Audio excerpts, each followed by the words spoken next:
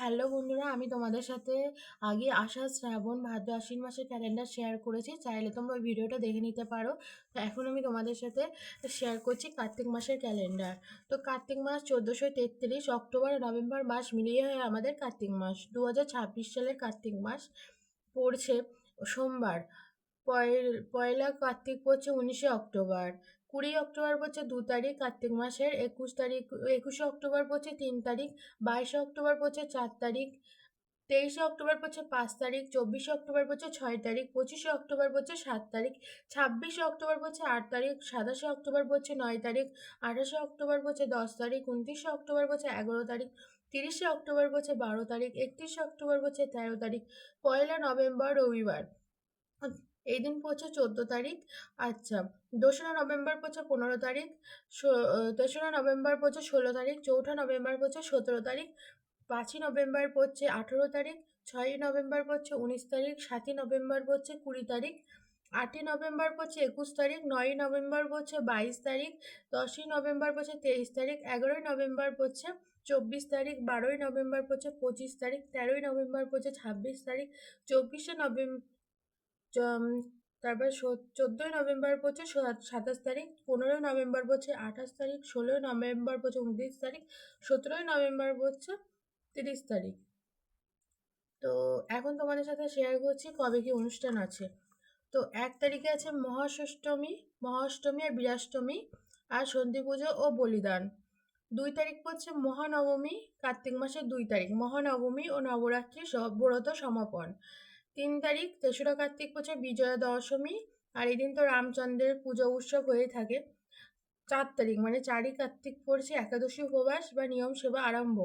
তো একাদশী পড়ছে 4ই কার্তিক 22শে অক্টোবর। তো 22শে পূর্বদিন দিবা 10টা 46, 4 হইতে অদ্য দিবা 11টা 34, 41 পর্যন্ত একাদশী থাকবে। তো 7 তারিখ পড়ছে কোজাগরী লক্ষ্মী পুজো, মানে 25শে অক্টোবর পড়ছে 7 তারিখ কোজাগরী লক্ষ্মী পুজো আর পূর্ণিমা নিশি পালন। আর হচ্ছে শ্রীকৃষ্ণের শারদ রাসযাত্রা পড়ছে 7 তারিখ মানে 7ই কার্তিক। আর পড়ছে 8 তারিখে পূর্ণিমা ব্রত উপবাস। তো পূর্ণিমা ব্রত উপবাস পড়ছে 26শে অক্টোবর 8ই কার্তিক। পূর্বদিন দিবা 10টা57, 29 হইতে অদ্য দিবা 9টা 48, 35 পর্যন্ত পূর্ণিমা থাকবে। আচ্ছা, 11 তারিখ পড়ছে দশরথ চতুর্থী ব্রত। আবার 18 তারিখ পড়ছে একাদশী উপবাস। তো 18 তারিখ পড়েছে 5ই নভেম্বর।